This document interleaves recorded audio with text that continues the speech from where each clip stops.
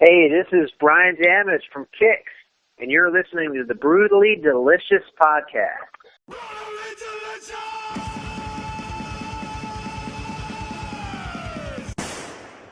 Hey, you're listening to the Brutally Delicious Podcast. I am Bruce. And I'm Chris. And today we've got the legendary, I don't know what you'd call them, 80s rock band, legendary rock band, pre-metal. Absolutely. Pre-metal band, whatever they are, they were definitely the soundtrack to my formative years. And I can't believe that Blow My Fuse is 30 years old. That's going to date me. But let's go ahead and welcome Brian from Kicks. Hey, Bruce. Hey, we've got Brian on the line from Kicks. Brian, can you hear us? Hey, Brian. How you doing, man? Good. Thanks for taking the time, Brian. I appreciate it. Yeah, my pleasure. You're up in Maryland still? No, actually, I'm back down home in Nashville. Oh, nice. I didn't know. I thought you guys were all from Maryland. Well, originally, yeah. Gotcha. But I'm like the lone wolf. I sort of move around. I was out in California for like 26 years. Oh, wow. Cool. Well, if you don't mind, we'll just go ahead and jump in and see where we end up. Chris, you want to take the lead? Sure. I just listened to the remixes on the new album. And I can't believe how good they sound. How was it going back into those tracks and remixing them and hearing them again almost for the first time again? Well, the thing is, Mark Schenker sort of handled all that, and once they got a hold of the masters, they just sent them directly to Bo Hill. So I actually never heard it until he remixed it. Oh. And the way that he did it, though, was kind of interesting. He didn't, Bo didn't listen to the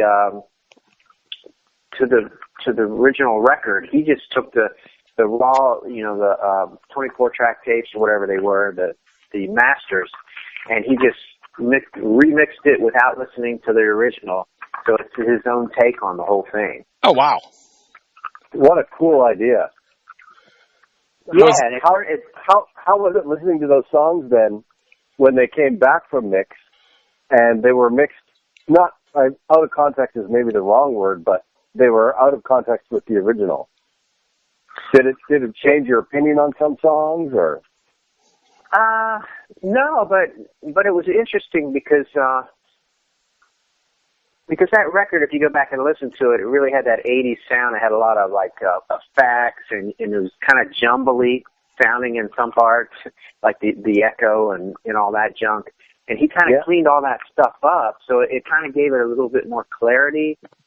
And the other thing that he did that was really interesting was, like a lot of times when we're recording in the studio, and we get the main track done, and I go back to do solos and stuff. Sometimes I'll just let the track run, and I'll just play guitar fills here and there, and they a lot of times they'll just pick and choose certain ones and stick them in certain spots. So there's other fills that are buried, that were pulled down in the mix that never got on the record. And Bo found some of those and stuck them back in. And it was cool. It was kind of cool because I completely forgot that I even played in certain spots, and all of a sudden I'll hear a guitar lick jump out, and I'll go, oh, I forgot I did that. Where did that come from? Yeah, so that was pretty cool to hear that, Bruce? So, I know Blow My Fuse, it's 30 years, but you guys have been around longer than that. You ever imagine you'd still be doing it this far in advance, or that Kicks would still be relevant and people would still be looking to buy records? No, I had no idea this was going to happen. In fact, I mean, that's kind of how I am. I don't look that far ahead. Like when we first got together, I know, and this was back, it was just Ronnie, me, and Donnie Purnell to begin with, and we had a different drummer. Donnie was like, oh yeah, we're going to write original songs and get a record deal. And like, I never thought about it like that. I was just, I just wanted to be in a band and play guitar. Right. So I didn't even think, I never looked that far ahead. So I had, it's a blessing that we were able to still do it, this long after. Right. And I imagine, like, if you go to a Kick show nowadays, it's going to be people like myself bringing their kids to see it, right? So you've got multiple generations at the shows? Yeah, exactly. Yeah, it's really cool. That's pretty neat. Especially the all ages shows, and when you see the parents and then the kids, and it's crazy. Yeah, it makes you feel like you did something right? I mean, you guys are holding your own that many years later. Yeah, and the really cool part is, some of these younger kids, just like when I was coming up, I would go back and listen to Chuck Berry. That's where I learned how to play guitar. So I was listening to like 50s music, and now these young kids are listening to 80s music, and to them, that's their 50s music. Yeah, you're right. That's awesome. Now, I see on the record too, or on the release here, that you guys also are including 10 never before released demos of all 10 tracks. Right. So yeah, that was really interesting too. that must have been a trip, because were those demos done by you guys? Were they done by the label? Like, how did you find the demos, first of all? And second of all, when you heard them, were you like, oh wow, we were like really prepared for this? Well, yeah, we did all our own demos. We had like a rehearsal studio with a basic recording setup in there, so we could work on new music, and then we'd make these demos. And I actually had the whole collection of everything we've ever done, like every version of every song, stuff stored away somewhere. But I rarely get that stuff out and listen to it. So, well, the thing was, Mark, our bass player, happened to have the demos for that record, and those were kind of like the final demos, because there's other versions of, say, like Blow My Fuse. There's a version somewhere where there's a completely different chorus. Oh, really? But yeah, I wish I could find it. But Mark, I guess he was friends with Ronnie way back in the day, and Ronnie had given him the final demos of that record right before we went to do the record. So Mark actually had that cassette of those songs. And here's the funny thing was, at one point, when Bo was in the middle of mixing, doing the remix, I reached out to Mark and I said, hey Mark, I'd love to hear some of this stuff, because I want to make sure that it's on track, because I hadn't heard anything, and I was worried about it, and right. So Mark sends me these mixes, but the problem was I miscommunicated, and he sent me the demos. So I'm sitting there listening to the demos. I'm going, wait a minute, this doesn't sound right.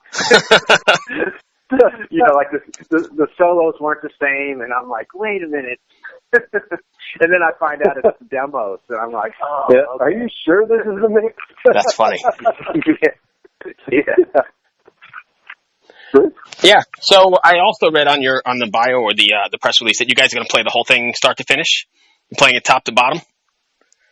Well, yeah. It came out I can't even remember when it was released, but we did a whole year. We did the set list. It was the album in its entirety. So we did that for a whole year, and now went back to the regular set of mixed up stuff. Right. But so yeah, we did. Oh, that's already been done. Yeah. Okay, I misread it. I thought that was something that was upcoming. Yeah, that was a challenge too. There was a couple songs on there. We pretty much did all the songs at some point, except for what was the one, Piece of the Pie. We never played that live, because when we got to the studio, we had just put that one together, and I remember struggling to try to get through that while we were recording it. It was kind of a challenge to play. Because it's one of those songs that's just that riff just goes through the whole song. It's just never ending. Right. So after we got done recording it, it was like, oh man, I hope we never play that one. That's funny. And we never did. We never played that live until this past year, and it was like, oh no, now I got to learn that song. But after learning it, it was fine. I mean, it's just like anything else. Going into it, you think, it's really overwhelming to think about it. It's like, yeah, I've never played that live. But then once you've done it a few times and you get used to it, it's like no big deal after that. Do you find that this far along in your career, being of a seasoned age, that you have to prep differently for a tour or shows, or is it pretty much the same as it always was? Yeah, it's pretty much the same. I mean, back in the old days, we used to, they were like full-on tours. Now they're pretty much fly dates, where we just fly out for a weekend and we do a show or maybe two, and then fly home, and we're home during the week. Like in the old days, we'd get in the van and we'd go. Right. And it would just be like, one show after another with a couple days off here and there. So, it was almost like, back in those days, we played so much that, I was in a constant state of being warmed up all the time. And now it's like kind of like I cool off and have to warm up again and cool off and warm up. So there is a little bit more preparation, I guess, before to get up to speed. Right. Okay. Chris? Yeah. Well, this is a funny 80s question. Do you party the same way after the show? No. No. No, like Steve and Jimmy, they'll drink and they only drink a couple beers, and half the time, especially if they're local shows, they got to worry about driving and all that stuff. But personally, myself, I completely burned myself out on all that stuff. And I've actually been sober for going on 22 years now. Yeah, good for you. Oh, congratulations. Yeah, I really ran it into the ground. that was the 80s though, right? That was the pretty much like the decade of decadence. Yeah, well, yeah, and for me, I left the band in '93, and that's when I moved out to LA. So the '90s really, that was like that was like the icing on the cake for me. The '90s, and I ended up at the end of the '90s. I was like, whoa. I ended up in jail and everything. Oh, man. Everything that can go wrong with drinking and doing drugs that happened in the '90s for me. So the great news is you're on the other end talking to us, so that's a wonderful outcome anyway. Because a lot of contemporaries didn't make it out. No, yeah, I know, that's true. I know. So yeah, that's a good. It was a good thing. That's the way I try to look at everything. It's like I try not to say that's good or that's bad, because even the worst things turn out to be sometimes the best things. Right. Absolutely. I 100% agree. Are you guys planning on? Go ahead, Chris. Sorry. No, go ahead, Bruce. I know you guys are re-releasing this, but do you have any plans at all to release any new material? Is there any writing going on? Yeah, there is. We're all kind of working on song ideas, and we have talked about it. We've just been so busy that we haven't had a chance to really get together and work on anything. There was when was that? Like in September or something. We played some show up in like North Dakota where we had this big long drive from the airport to wherever we were going, and Steve played me a bunch of the stuff that he's been working on. So everybody's got a collection of stuff they're working on, right? And we just haven't gotten together as a group to sort of sort it all out yet. But it will. It'll eventually happen. That's wonderful. I can't wait for that. Chris? Yeah, me neither. I don't know. Hey, before we go, I have one more quick question for you. You guys do a lot of those boats, right? What's that experience like? Oh, the Monsters of Rock cruise? I think that's the one you do, right? The Monsters of Rock? Yeah. That's a lot of fun. We've been doing that since they started that thing. But I remember when they first asked us to do it, the very first one, I remember I was like really hesitant. Not that I wasn't going to do it, but I remember thinking about it, going, "Oh man, like how am I going to handle this?" Because it's basically, it's a giant party boat. Yeah, it's like the hotel. So you have everybody there, and you're kind of like held captive. You can't get away. Right. So it really like concerned me. I was thinking, how am I going to deal with that whole thing? But after doing it a few times, I've completely gotten used to it for one thing. But the thing is, well, even the fans, it's almost like the very first time that happened, it was a little bit more hectic because everybody was like, the fans were like, oh wow, they were all excited. Right. But now they're so used to being on those things with the band that they don't go crazy when they see you at the buffet or something. Right. That's cool. You kind of pass people and they go, hey, how's it going? They're so used to seeing all these band guys walking around. Right. But the other thing is I've learned, after doing it so many times, I've learned how to get around. Like I know where the hot spots are. Like I know where the drunk people are going to be.